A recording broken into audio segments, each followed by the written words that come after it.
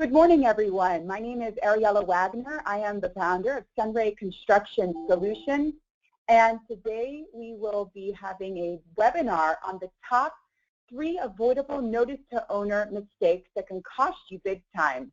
With us, we have Alex Barcett of the Barcett firm, a construction board-certified attorney. So I'd like to introduce Alex briefly.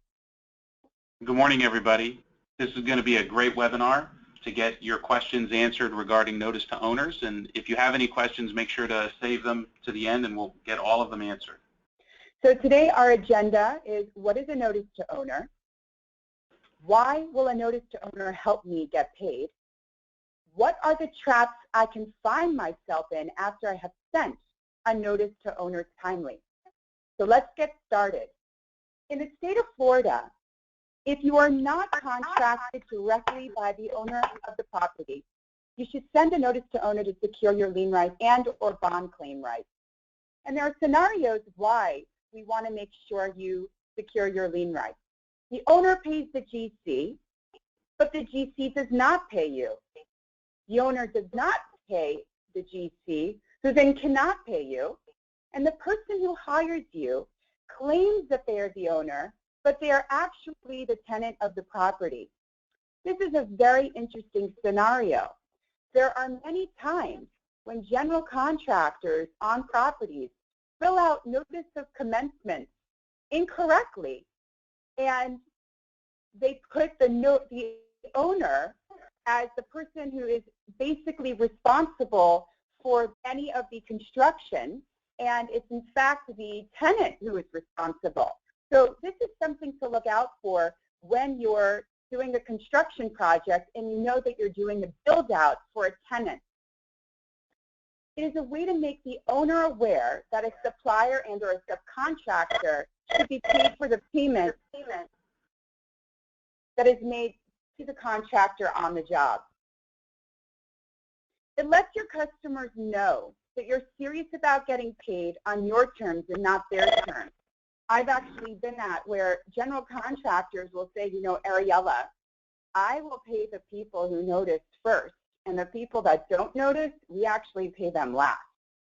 In the event that you are not paid, leading a project protects your equity interest in the project. If you are working on a bonded project, it secures your claim on bond rights. Let's talk about the deadline.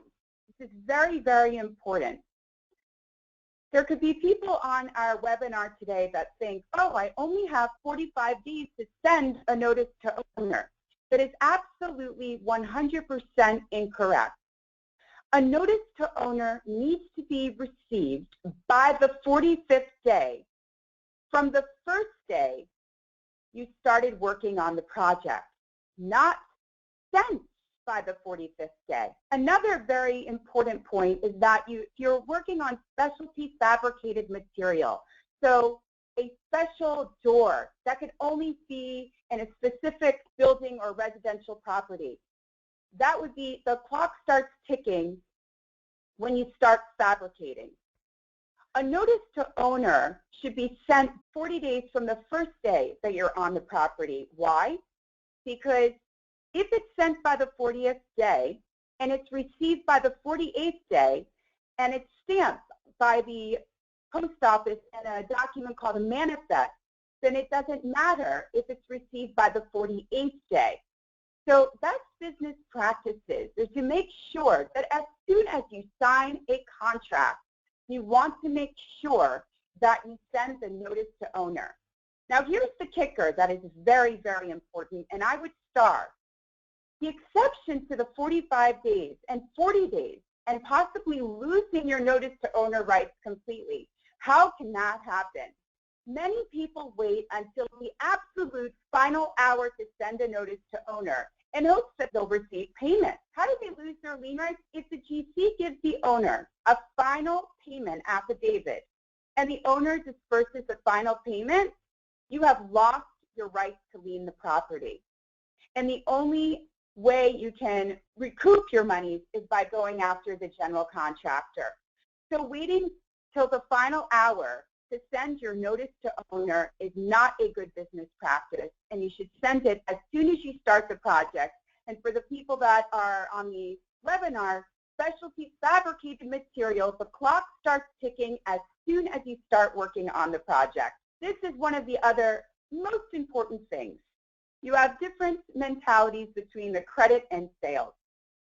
And sales, they want to get the job, they have the job, fabulous.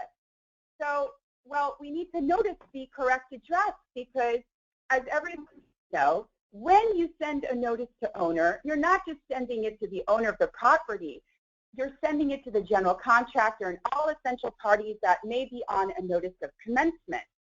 Now, a legal description to describe the property is on the notices to owner. Now, that being said, an address and an accurate address is essential because what you're doing is you're saying, this is the property that we are improving. So if this is the property we are improving, this would be a bad example of addresses. Coordinates into the Pacific Ocean. Yes, we've received Pacific Ocean coordinates. Entering your job address as your corporate office address. So if, in fact, you send a notice to owner to yourself, you would be liening your own property. Your job address is your customer's address. Again, we need to make sure that we send it to the address that you are furnishing the labor or materials to, and an unknown address. And the job is located in Miami, but it's entered as Fort Lauderdale. Additionally, simple mistakes that occur are street versus avenue. You want to make sure that you have an accurate job address. Let's go over the difference between private jobs and public jobs. Very simply, private jobs are you can have private schools, office buildings, condos, warehouses, and residential property. Then you have your public jobs, which are government-owned. Schools, courthouses, public hospitals, municipalities. Now, you cannot lien a public project. Why? Because they have what's called sovereign immunity. You have to think of it very logically. You can't lien a school, foreclose on the school, and own the property. But at the same time, you need to have the right to get paid for the work that you do. So there is a bond for the project.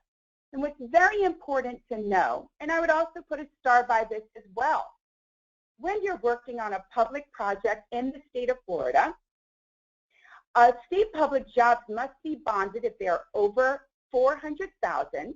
Between $200,000 and $400,000 is at the discretion of the governmental entity to decide if they want to have a GC bond on it.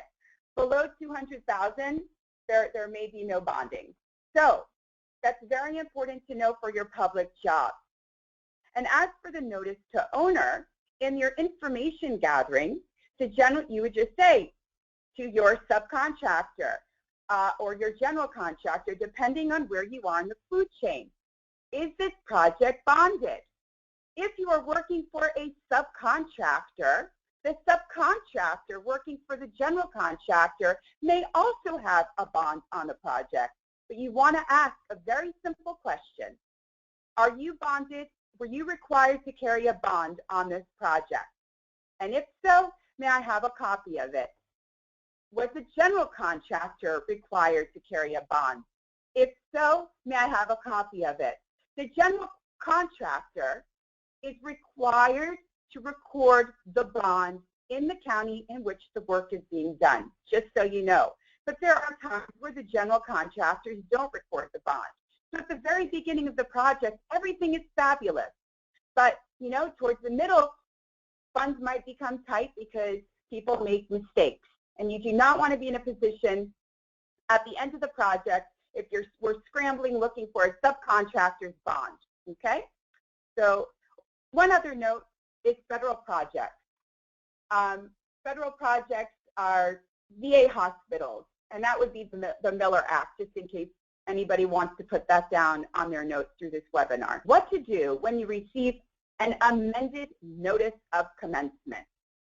Now, if you receive an amended notice of commencement and the information is the same, just think of it very logically. A notice of commencement can last 1 year. They just need to amend it so that it can last another year, 3 years.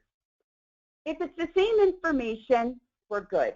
However, it's best business practice to revise your notice to owner. If a notice of commencement is terminated, now this is super, super important.